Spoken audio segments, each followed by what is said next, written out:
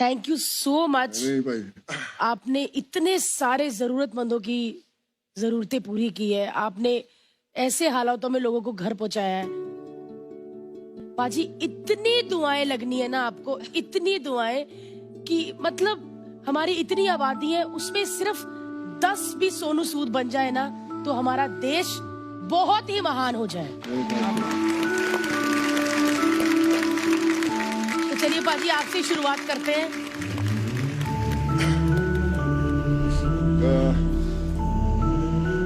मैंने ना देखा है जो आपने किया ना, मैंने देखा है रियल में। तो मैंने सोचा नहीं था कि ये सब ऐसा होगा या कैसे कर पाएंगे। पर आई रिमेम्बर कि जब मैं जाता था तो ऐसे ही प्रेग्नेंट लेडीज थी जो खड़ी होती थी और उनकी आंखों में एक ही था कि आप मेरे को घर भेज दोगे क्या, पक्का मैं चले जाऊंगी। क्योंकि 2 दिन के बच्चे, 3 दिन के बच्चे, मैं उनको बोला कि आप क्यों ऐसा लेकर जाते हो, आप ऐसा कैसे लेके जाओगे आप इनको। कहते हम आप हमें बिठा दो, बस हम पहुंच जाएंगे कैसे भी। और वो लोग पहुंचे घरों में और आज भी मुझे फोटोग्राफ्स भेजते हैं हम लोग। एक अनरियल एक्सपीरियंस है। मुझे लगता है कि मैं जो 3 महीने पहले जो सोनू था और अभी है वो 2 अलग इंसान। पैंडेमिक ने मुझे ये सिखाया और मुझे लगता है हम हर किसी को ये सीखना चाहिए कि हम हर रोज एक छोटा सा कुछ काम, छोटी सी एक मुस्कान किसी ना किसी चेहरे पर लेकर आए। एक पेशेंट को एक उसकी मेडिसिन स्पॉन्सर कर दें या किसी के लिए भी कुछ एजुकेशन किसी का कर दें, क्योंकि इतने लोगों को जरूरत है हमारे देश में। कुछ ना कुछ करना बहुत जरूरी है, तो ही जो हमारा देश है वो नॉर्मल हो सकता है। बट जो आपने आज परफॉर्मेंस की, मेरे पास शब्द नहीं है। Thank you so much. और मुझे लगा कि मैं शायद वापस उसी दौर में चल गया और मैं नहीं चाहता कि अभी वो दौर वापस आए हमारे देश में, कभी आए, कभी नहीं आना चाहिए हो। Thank you so much. Thank you. कहना तो एक्ट के बारे में चाहिए, लेकिन आज मैं खड़ी रहूंगी इनके लिए और इनके बारे में पहले कहूँ। मैं दुआएं देना चाहती हूँ इनको, लेकिन मेरी एक दुआ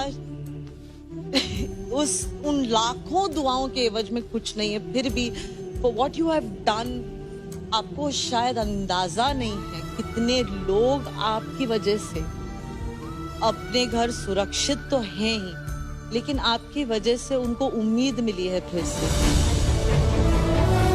और भरोसा दिलाना कि आप चले जाओगे, आप पहुंच जाओगे, वो भरोसा ही आजकल कोई दिला नहीं पाता। मेरे दिल से दुआ है आपको कि you do twice, thrice, 1000 times more.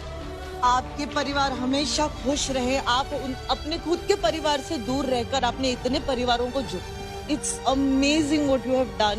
शब्द नहीं है मेरे पास, लेकिन अगर मेरे पास कोई भी एक शब्द है वो थैंक यू होगा उन लाखों तमाम लोगों की तरफ से जो आप तक अब वो बात पहुंचा नहीं पाए हैं, घर पहुंच गए। For their sake thank you so much.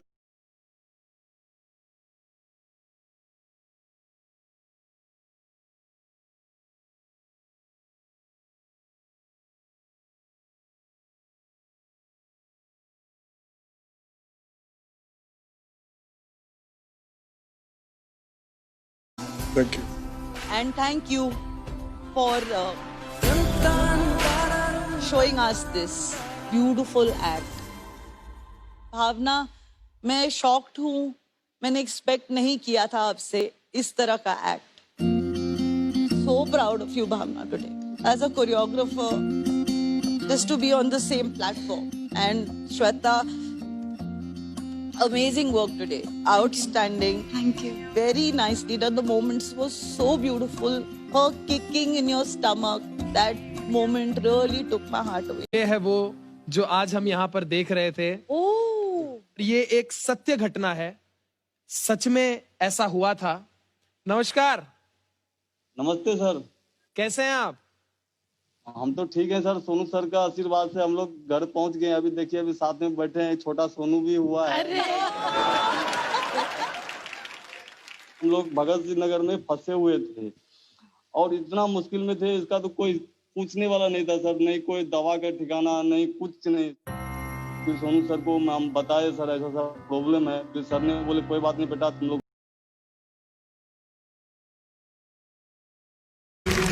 किसान की बात करते हैं तो मुझे लगता है कि देश की बात करते हैं।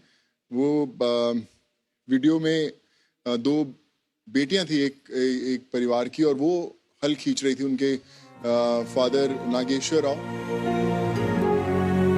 चित्तूर में उनकी कई चाय की शॉप थी जो बंद हो गई, और फिर उनके पास कुछ खाने के लिए नहीं थे, तो वो हल जोत रही थी, और जो माँ थी वो बीज डाल रही थी, फादर हल को पुश कर रहा था, और दो बेटियां जो थी हल खींच रही थी।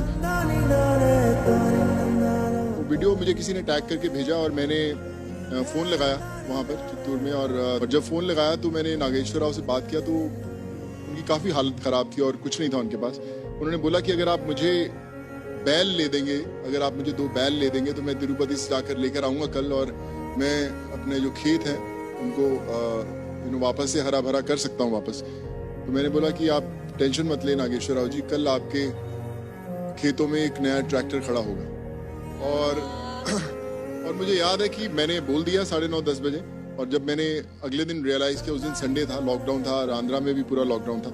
मेरे बड़े अच्छे एक दोस्त हैं करण चंडीगढ़ से, मैंने उनको बोला कि यार करण, मैंने वादा किया कि हमें ट्रैक्टर भेजना है, कहीं से भी पंजाब से उठा के कहीं से भी लेकर आए, ट्रैक्टर एक उनके खेतों में पड़ा होना चाहिए। हमने आंध्रा के अंदर वो ट्रैक्टर 4:30-5 बजे एक नया ट्रैक्टर के घर पे पहुंचा दिया। बड़ा खुश हो गया।